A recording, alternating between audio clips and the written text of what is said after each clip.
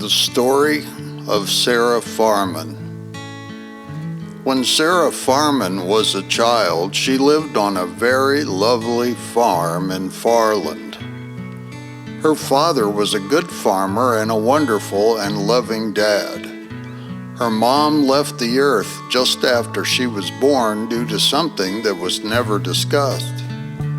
When she would ask where her mother had gone, they just told her that her mom had been called away, and only the Lord knows why. She thought she missed her mother, but really, she never knew her. Life on the farm with the seasons and seasonal tasks never left her with much idle time. Every once in a while, though, Sarah would go to her special wonderland, where the flowers were different than any others around Farland. There were windy flowers, there were mystic flowers, and most of all, Sarah felt like the island was hers and hers alone, even though it wasn't. She called it an island, but it wasn't actually an island since you could get there on dry land. It really was hers though, since no one else ever came to the island, and that made it hers alone to enjoy in solitude, and she did. Only the trains rocketing through not far away on the bridge had been past Sarah's bit of lovely.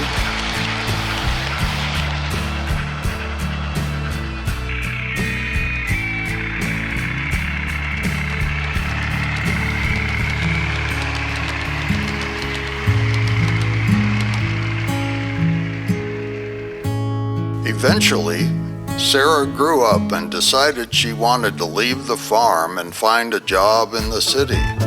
The romance and opportunity of the city beckoned. Maybe she could find herself there with the nightlife, the cultural opportunities, and of course, the boys. So on one very unhappy day for Grandma and her dad, she packed her little suitcase and headed towards her beckoning destiny. After a very short search, she was able to find a job in an office. At first, she had no window to look out of, but eventually, after several years and several promotions, they gave her a desk where she could just peek out the window if she twisted her neck just right. It was not even a great window because the view was mostly of the railway above Howe Street Station. A fairly constant stream of trains going off to faraway places or coming back from faraway lands was all she could see from the niche she shared with 3 other workers. Even this tiny peak of a view set her mind to dreaming. She dreamed of tropical places. She dreamed of cold places. She dreamed of places across the sea. She did a lot of dreaming. During her years of peeking out the window, she did manage to go on some trips with her girlfriends. She went to Spain. She went to Italy. These were wonderful times and wonderful places, and it was very much fun to travel, but something was missing. She continued working as an assistant to the general dealer. One day, it hit her. Home. She hadn't been home for years now. Oh, she kept in touch, but she had never gone back.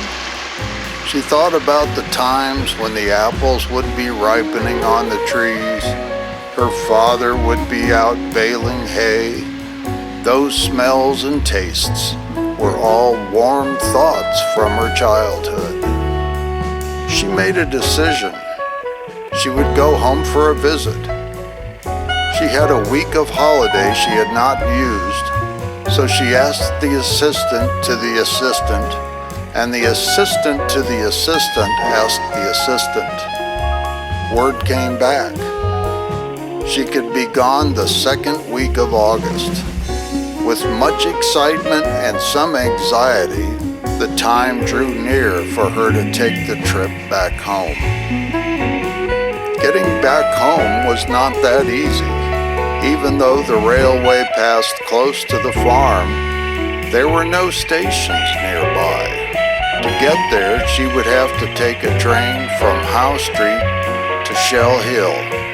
From there, she could take the little train to Farmore. Her dad would have to pick her up in Farmore, and they would drive the last 30 miles by car. She wondered if her special island that wasn't really an island would still be as wonderful as it had been when she was young.